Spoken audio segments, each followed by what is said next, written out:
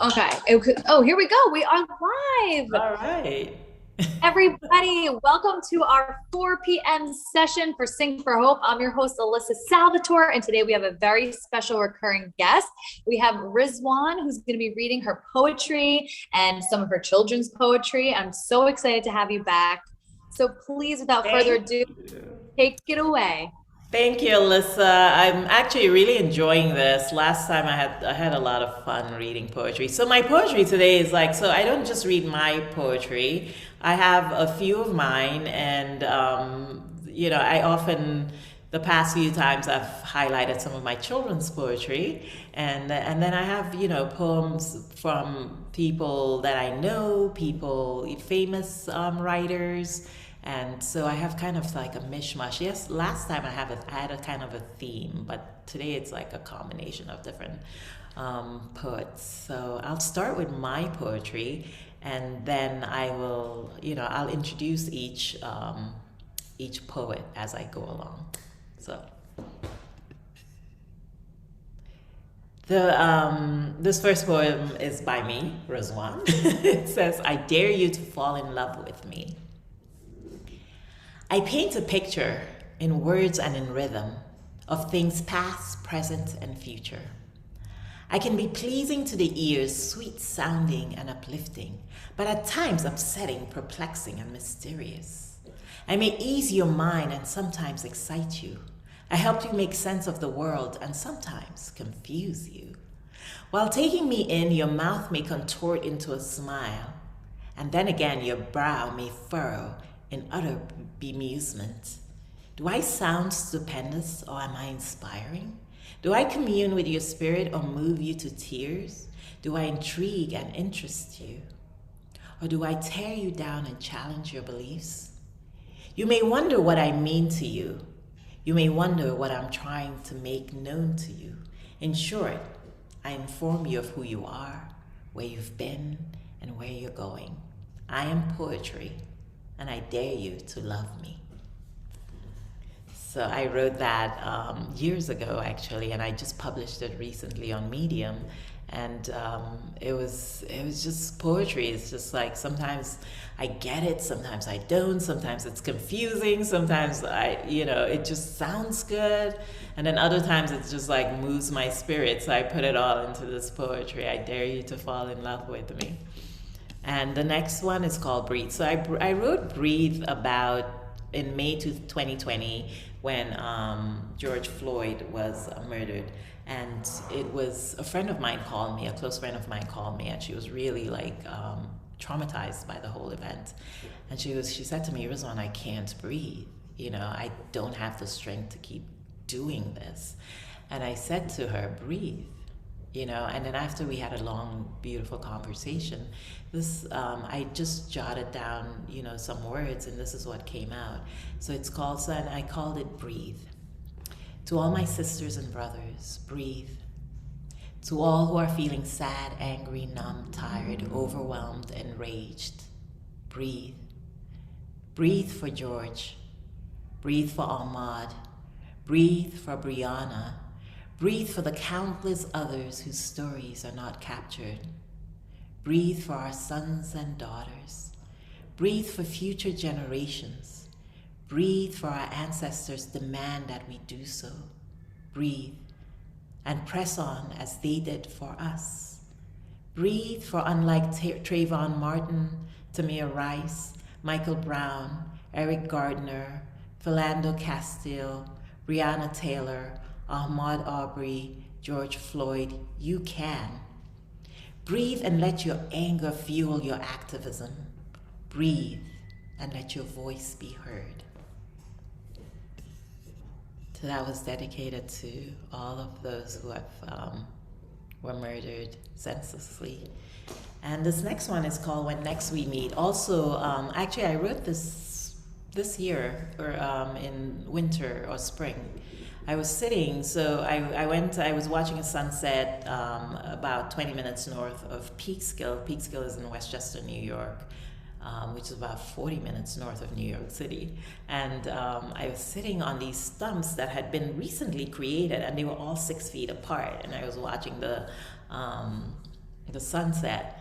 And we were still quarantined, you know, and we still, this was before the vaccine, we still couldn't, you know, hang out together and stuff. So this, you know, I was sitting there watching the sunset and I was thinking, this is a really strange time we live in, you know, with all these stumps like 6 feet apart. And so I wrote this very short essay while sitting there, actually, on my phone, and I started typing it into my phone because that's what came to me. So it's called When Next We Meet. 'Tis a strange time we live in, dawning mass 6 feet apart, our new normal. Staring at the horizon on a cold spring morning, I wondered, when will this end? I sat there reminiscing of hugs from loved ones lost, dreaming of the time when we will hug each other again. I won't turn you away when next we meet, but cherish every moment time blesses us with. That's When Next We Meet. And up next is poetry. I'm going to read a couple of poems from my son Jared Foxhall, and Jared loves to write, and he used to write a lot of poetry when he was a teenager. He's now in his 20s and doesn't write poetry anymore, but his mother is the keeper of his stories and poems. So I'm going to share these two poems from Jared Foxhall. I've shared my daughter's poems in the past two readings, and this one is Jared Foxhall. It's called Godless Folk. I wasn't raised by godless folk. I prefer my coffee black so I can taste the hands that picked the bean. The bitterness is a faint reminder of something holy. I wasn't bred without backbone, see? My spine has been woven by my mother into the pages of a prayer book. My father translated the scriptures and built by hand my leather cover. My loved ones talk to God about me behind my back. What he replies is written on my fists. It is the fluid of my spine. It is the sharpness of my tongue. Next time you attempt to blaspheme my blood on this soil, remember this: I was not raised by godless folk. You will hear his sacred word across the face as I love you, and you will breathe him in, his height and breath. I was not raised by godless folk. Jared Foxhall. And this next one he writes is called Scratch. And this he said he wrote it for his sister. So it goes, she's a shaky Cinderella. I am unable to song to sleep tonight, but I am tracing with her the bloodshed and piecing together the mischief. With my parents' gaze abroad, I tell her something wise and wrong and close to home. There will be no lullabies to lilies and lilacs anymore, sis. Take those silly flowers out of your hair and come dance with me and your ancestors now. Cinderella was never sculpted in your color anyway. Hurry, we have history to rebuild. Go grab a Bible and start rewriting from scratch. That is Scratch by Jared Foxhall. And so now we're going to move to a poet that I love. Gwendolyn Brooks is her name. She lived from 1917 to 2000. She was a really highly regarded, influential, and widely read poet of the 20th century. And so she also won, I believe, she was distinguished for being the first Black author to win a Pulitzer Prize. And so I have a couple of her poems, Gwendolyn Brooks' poems, and this one is called An Aspect of Love Alive in the Ice and Fire. In a package of minutes, there is the we. How beautiful.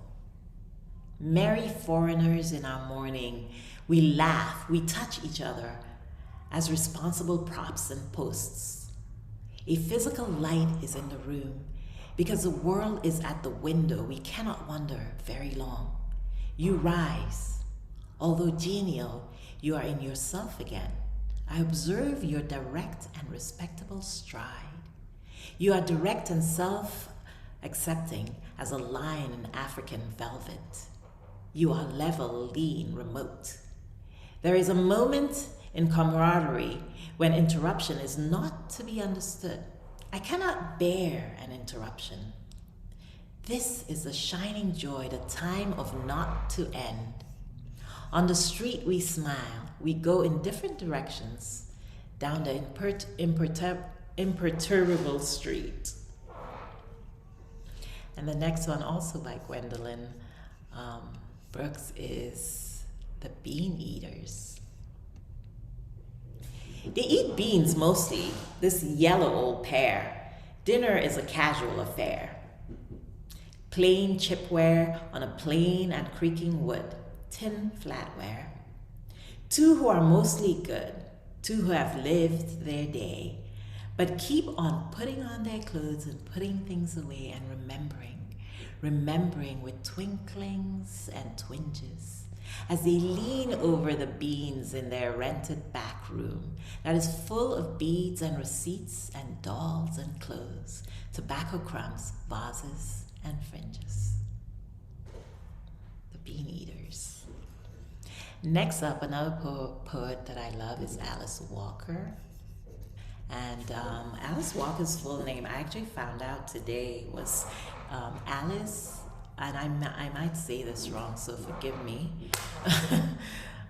viewers and Alice. So Alice Malsenia Tallulah Kate Walker. She's an American poet and short story writer and a social activist. In 1982, she published the novel The Color Purple Eye, for which she won the National Book Award for hardcover fiction and the Pulitzer Prize for fiction. And so I have a few of hers today to share with you, and this one is called Be Nobody's Darling. Be an outcast. Take the contradictions of your life and wrap around you like a shawl, to parry stones to keep you warm.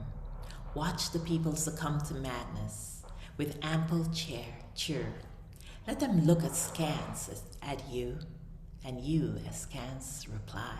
Be an outcast. Be pleased to walk alone, uncool, or line the crowded riverbeds with other impetuous fools. Make a merry gathering on the bank, where thousands perished for brave hurt words they said. But be nobody's darling. Be an outcast, qualified to live among your dead. And this next one, also by Alice Walker, is I Will Keep Broken Things. I will keep broken things.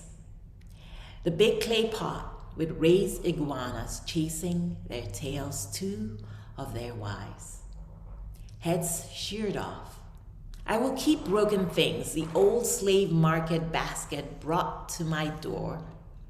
By Mississippi, a jagged hole gouged in its sturdy dark oak side. I will keep broken things, the memory of those long, delicious night swims with you. I will keep broken things. In my house there remains an honored shelf on which I will keep broken things. Their beauty is they need not ever be fixed. I will keep your wild, free laughter, though it is now missing its reassuring and graceful hinge. I will keep broken things. Thank you so much. I will keep broken things. I will keep you, pilgrim of sorrow. I will keep myself. Alice Walker. And so now we're gonna travel to India, and I have here Rabindranath Tagore, who's lived from 1861 to 1941. He was a Bengali poet and a polymath. So I learned today polymath is someone who has a lot of different skills and talents. So he's referred to as a Bengali polymath, a poet, a writer, a playwright, a composer, a philosopher, a singer. He just had a lot of talents. But on his 70th birthday, in an address delivered at the university, He founded in at a university. He founded in 1918. He said that I have, and these are his words, I have, it is true, engaged myself in a series of activities, but the innermost me is not to be found in any of these.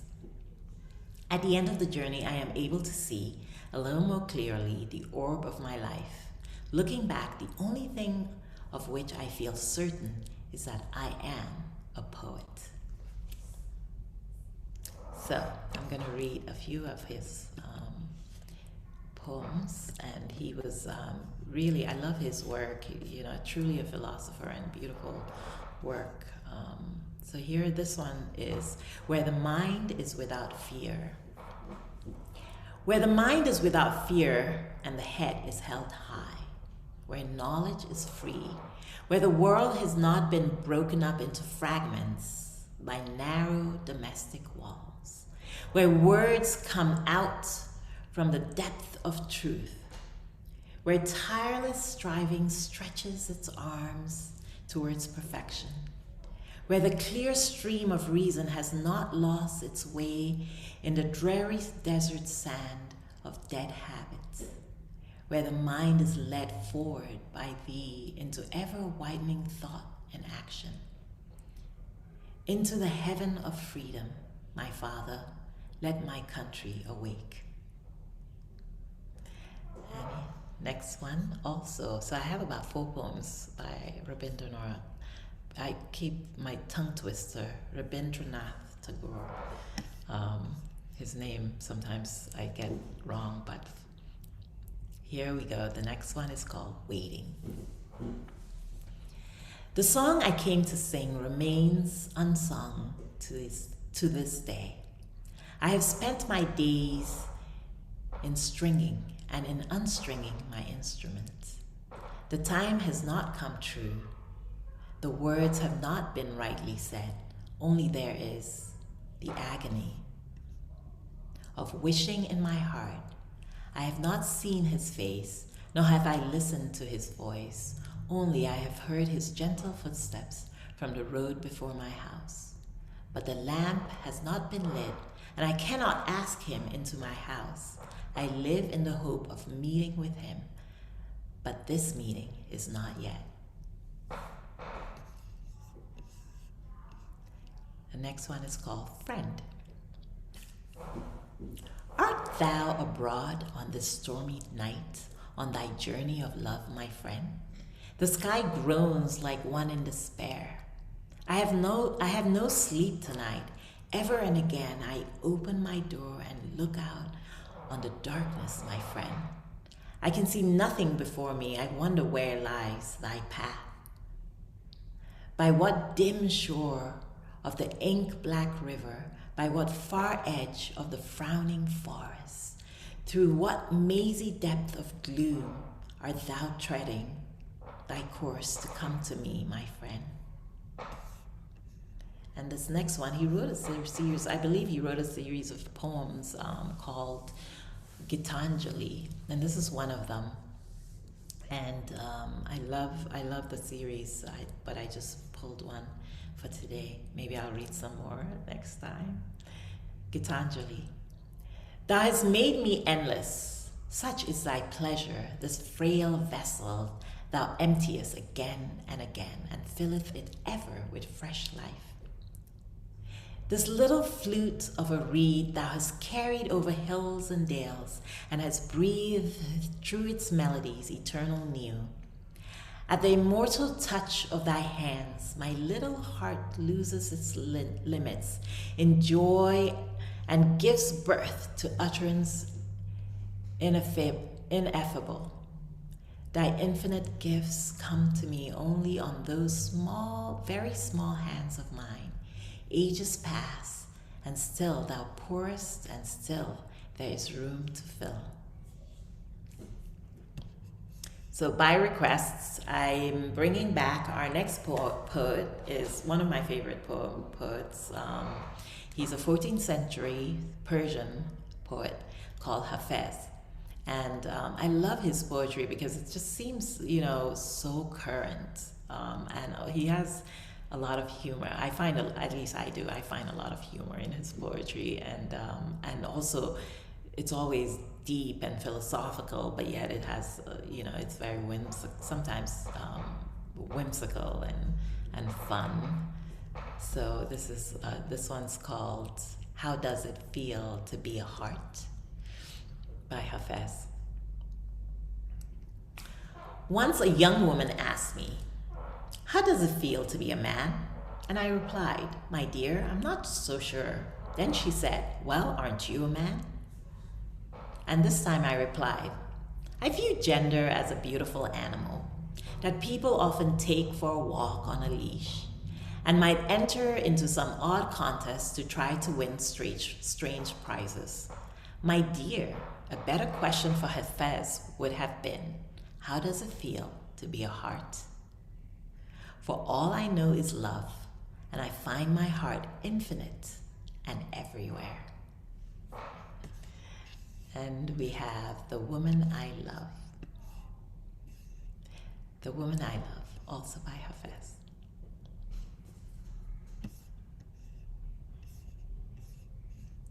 Because the woman I love lives inside you, I lean as close to your body with my words as I can. And I think of you all the time, dear pilgrim. Because the one I love goes with you wherever you go, Hafez will always be near. And if you sat before me, wayfarer, with your aura bright from your many charms, my lips could resist rushing to you and needing to befriend your blushed cheek. But my eyes can no longer hide the wondrous fact of who you really are. The beautiful one whom I adore has pitched his royal tent inside of you. So I will always lean my heart as close to your soul as I can. And now we are another Persian poet, but this poet is a good friend of mine, and I shared some of her work the last time. She's a prolific writer, and she's a musician, she's a photographer, she's just like oozing with talent. So I have a few poems of hers because I really love her poetry. And so I'm going to share about 2 poems of Azam Ali is her name, and she can be found online. Her music is really beautiful music, and we grew up together. I grew up in India, and Azam is from Persia, and she also grew up in the school. We went to boarding school together, and after many years, decades of not seeing each other, we saw each other recently in LA, so it's really exciting. Anyway, this one's called Maxims of Love.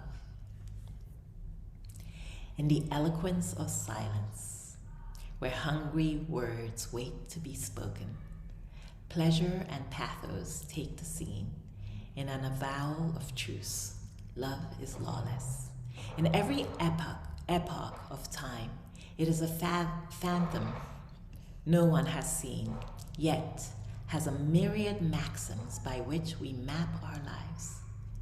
It cares not for our passions, nor our hate, seeks neither glory nor the discrepitude of man. It inhabits our worlds, somewhere between the real and the imagined, always beyond our reach, godlike. And this next one is called Vanishings.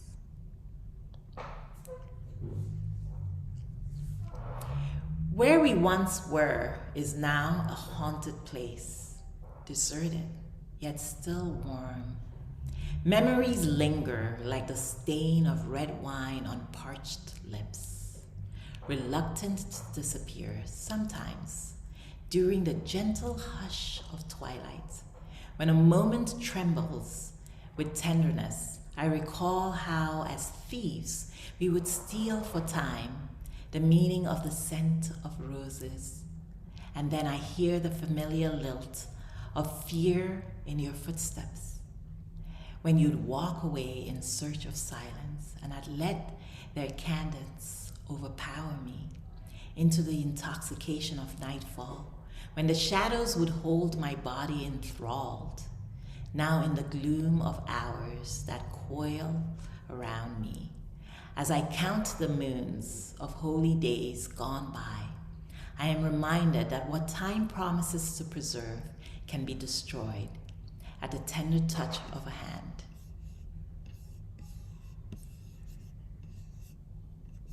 And so let me check. So it's 4:25. I still have some more time. And so Amanda Gorman, I love her poetry. I must say though, before she was famous, before the the hill we climbed that she recited at the President Biden's inauguration, I used to share her poetry with a lot of our youth. I work with youth in my community. I curate creative programs for young people. So we do theater, we do art, we spoken word, and we offer a lot of opportunities for young people to engage in creative expression, and spoken word being one of it. So I used to share Amanda's work when she was younger, when she was a teenager, and I'd share some of her work with our youth here in Peekskill.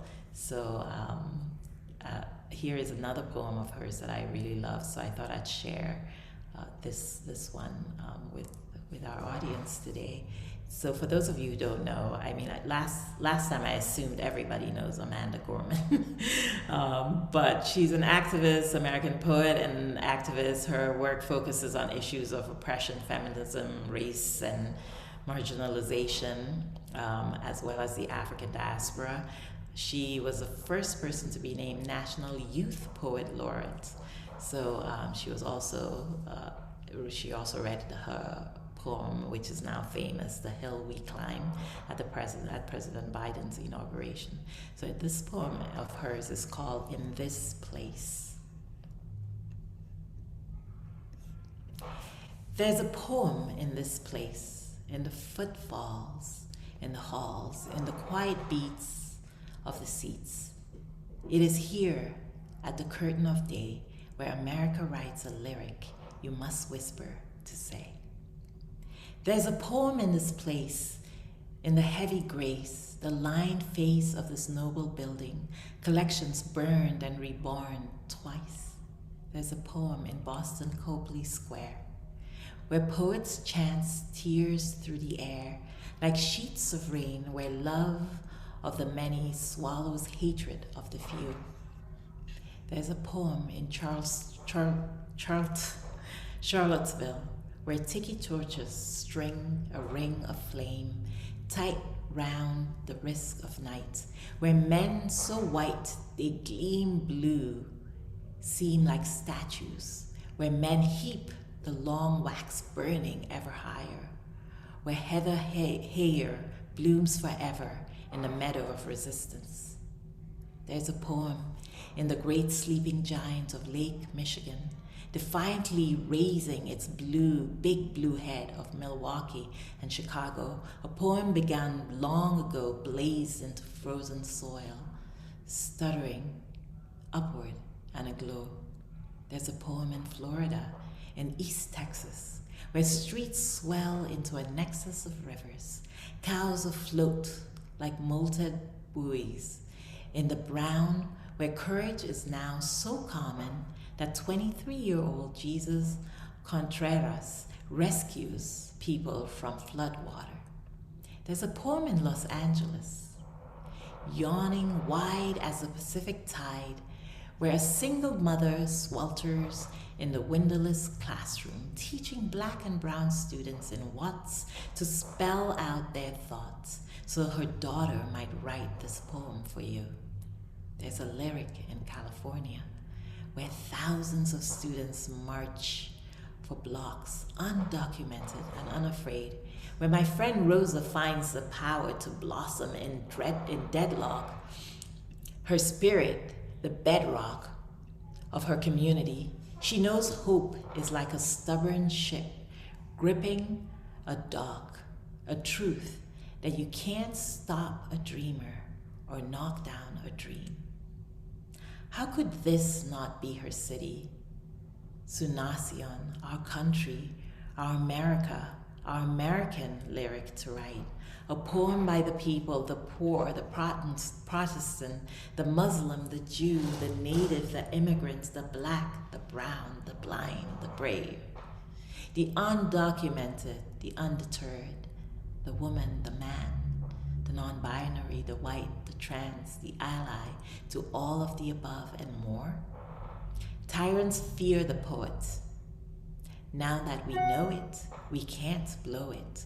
We owe it to show it, not slow it, although it hurts to sow it when the world skirts below it. Hope, we must bestow it like a wick in the poet, so it can grow lit, bringing with it stories to rewrite. The stories of a Texas city depleted but not defeated. A history written that need not be repeated. A nation composed but not quite completed. There's a poetry in this place, a poem in America, a poet in every American who rewrites this nation, who tells a story worthy of being told on this minnow of an earth, to breathe hope into the palimpsest of time. A poet in every American who sees that our poem penned doesn't mean our poems end. There's a place where the poem dwells. It is here, it is now, in the yellow song of dawn's bell, where we write an American lyric we are just beginning to tell. And that is by Amanda Gorman. So that's my collection for today. And it's funny, last time I went over, this time I'm a little under, but I thought maybe if you had questions or, I can read more poems, but... Well, hi, Rizwan. We can chat a little bit because I have some questions for you. Yes, Thank you. That's what I thought. Give a big round of applause for Rizwan for coming back and sharing those amazing works with us. Poetry is just such an incredible thing. Like you said, sometimes it doesn't make sense and sometimes it does, but it's just so subjective, and like each poem means something different to someone else. And you're so great at writing, and you're also amazing at reciting poetry. Is there one that you enjoy more than the other, or do you equally enjoy writing and doing the spoken word poetry? Well, honestly, I write more essays, than I do poetry. Poetry is new to me, so my kids actually write more poetry than I do. And but I've always loved reading poetry. And at some point I decided I should start writing poetry. Actually, I do, over the years, I've written poetry, and, on my desktop, I have like a few poems, and I just recently started publishing them on Medium. Good. But honestly, I don't consider myself a poet. I love reading poetry, and I recite poetry. Like raising my kids, I always read poetry to them from when they were really young, because poetry moves me. Poetry just I love reading it. So, but it's recently that I've been brave enough to share my poems, and I still have a bunch of poems I haven't yet published. So slowly hopefully I'll get it out there, because I read all these poems and I'm like, these amazing poets, On behalf of everybody, I think we all would love more of your work. Dare You to Love Me is one of the most beautiful poems I've ever heard. It reminded me of a Shakespearean sonnet. The way it was just this like, I can't even, I'm not great with words, but like the way you just described it is very personified, like a person. And it was so good. And I enjoyed it so much. So thank you for. Oh, thank you. You are so kind. I should send you my poetry, and then you can. I was an English major, and I majored in Shakespearean literature and things like that. It was very reminiscent of that. So it just jumped out at me, like the way you worded things. It was so smart. And it really came up with all these images. Like the imagery was so powerful, the furrowed brow, the contorted smile. Like I saw everything. Oh, thank you. Described. So yes. And Yeah, when I also, wrote that, just one sec. When I wrote that, and then I had a few people read it, the whole idea is people would just be confused, like, what is she, I read it to my son, and he thought I was talking about someone, and I read it to, different, or talking about myself, and because it says the name is I Dare You to Love Me, right. right? And and so in the end, I reveal I am poetry, and I dare you to love me. And Oh, so it's interesting. Like you could be reading through it and not know what I'm talking about until and wondering yet, what is this? Who is this person? What's this? So it was fun. It just came and it was just like it flowed, and so yes. I put it down. It was so playful, and the reveal at the end, like you didn't know where it was taking you. You're like, oh, the author is being very honest about what it's like to be with her in a relationship. Like sometimes she's this and sometimes, Yeah. but then you get to the end and you're like, oh, that's so smart. And then you reread it and you're like, oh my God, that's why I said it was like the personification of a poetry. And I loved that. So my other question was, did anybody teach you how to read poetry out loud, or did it just naturally, when you recite it, you just naturally feel where you go with it? Like your voice takes on these different volumes and tones. So is that just all natural instinct when you I mean, read? that's just all, just reading. It's what the poem does to me. So when Yeah. I read it, and most of my readings of poetry has been to young people, Mhm. and starting with my children, and then when I try to share poetry with young people, because I'm the executive director of a educational center, so, and we do mostly the arts. So I'm always trying to introduce young people to different ways of expressing themselves through Yeah. the arts.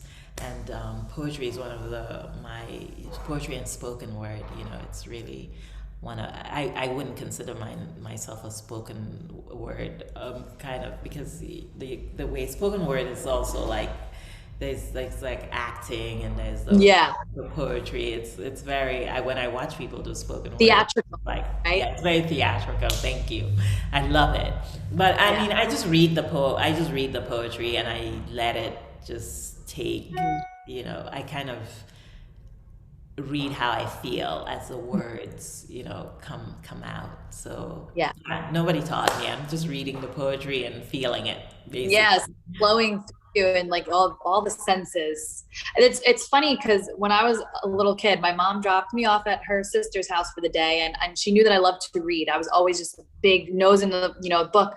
And when she came to pick me up later, her sister goes, I thought she liked reading. I was reading to her, and she didn't seem very interested. And my mom was like, well, how are you reading it to her? And she was like, blah blah blah. And my mom goes, oh, well, you can't read it to her like that. You have to get that excitement, and that you have to feel the book. And then she goes, watch, and sat down and read it to me. And I was just so engaged. And it just reminds me of how important it is when you are expressing it, when you're really feeling it, it impacts someone so much more than if you're just like, not really connected to it. Yeah.